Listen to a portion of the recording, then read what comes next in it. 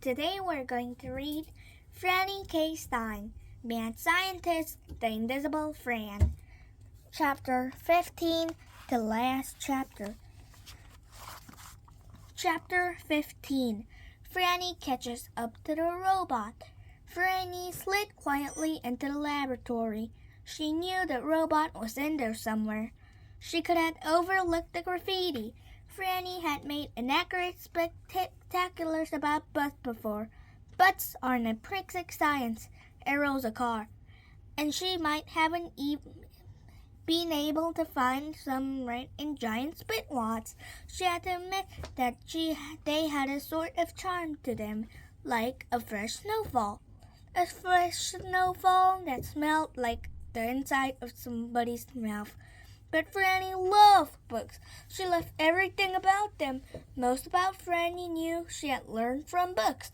A creature this stupid could be in the library for only one reason: to destroy books. And an act that stupid was not going to be tolerated. She moved silently and cautiously, and then she heard it. The sad, sick sound of a page slowly being torn from a book. She crept through the aisles. She rounded a corner and saw the robot there, happily destroying books. And it was clear to Franny that this mechanical imbecile would not stop until it had destroyed all of them. As she studied the horrible creation, she suddenly felt confident that defeating this robot was going to be quite easy. In fact, she felt very confident. Evidently, Aaron, Lawrence, and Pill had installed an off switch right in the middle of the robot's chest. All Franny had to do is quietly walk off to it, totally unseen, and flip the switch. Actually, that was pretty clever of them, Franny whispered, to install an off switch in such a convenient location. And if Franny had thought for just a split second longer, she could have realized that Aaron, Lawrence, and Pill were not qualified to come up with something as clever as a chest-mounted off switch that will actually work. But she hadn't thought it through, and she flipped the switch, which was not wired to turn off the robot, of course, but is wired to squirt a huge gush of ketchup from his newly installed ketchup nozzle. The books! Franny leapt through the air and dove in front of the shelf full of books, heroically protecting them from the sloppy consignment ordinary, but at the same time taking the full impact of ketchup herself, thus remaining herself totally visible to the robot. Chapter 16. Here, let me give you a hand. Crash! The robot smashed Franny with a giant hand. Aaron, Lawrence, and Pill heard it and rushed into the library. "We'll save you, Franny," they shouted. They folded their arms just like they have seen Franny do. "It's mad science time," they said. The robot swung at Franny again. She tried to dodge, but it caught her hard. Smash! Got some mad science coming right up," the kids said, looking at each other helplessly. The robot hand came down with another mighty crash. Bash! Franny didn't think she could last much longer. Then Franny did what she did best. She thought, and she thought fast. Maybe a mad scientist is exactly what we don't need," she said. Smash! She took another powerful slam from the robot's hand. She looked over at her friends, and then it suddenly came to her. Franny knew exactly what they needed. "What we need is a plot twist," she yelled.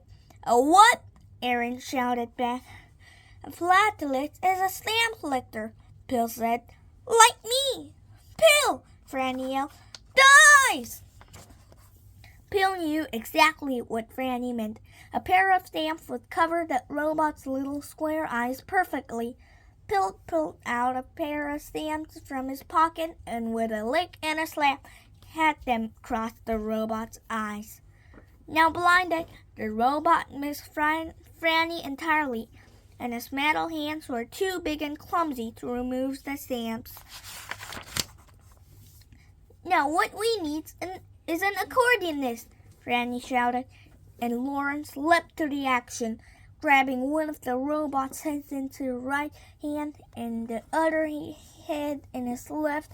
Lawrence began flexing his powerful Velatron and trapezist muscles, built up by years of music lessons.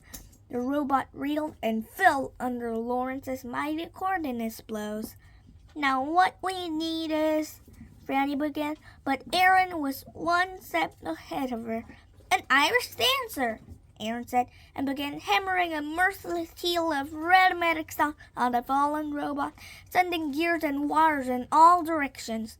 When the dust finally settled, the four of them stood there at the pile of broken, flattened robot parts.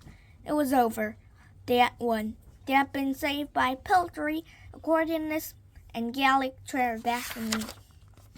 Chapter 17. Now you're cooking. Later, back at the lab, Franny and Igor was completing Franny's newest project.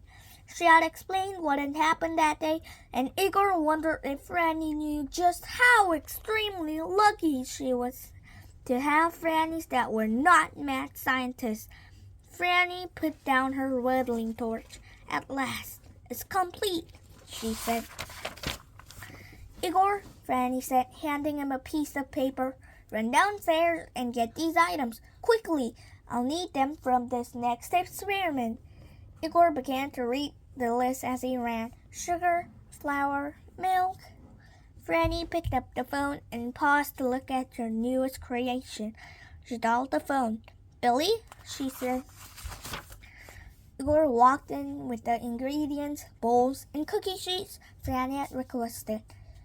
How would you come up to the lab and share some of your techniques with me? Igor heard Franny say. Aaron Stans had stamped the robot into nice flat pieces that Franny had spent a long time cutting and welding into. That was probably the best pastry oven in the world. Franny K. Stein, mad scientist, was going to bake pretty cookies. He'll be right over. Franny beamed, and Igor smiled. That's the end of the channel. And if you liked it, please click many likes on this channel and subscribe. And I really hope you enjoyed it. Bye!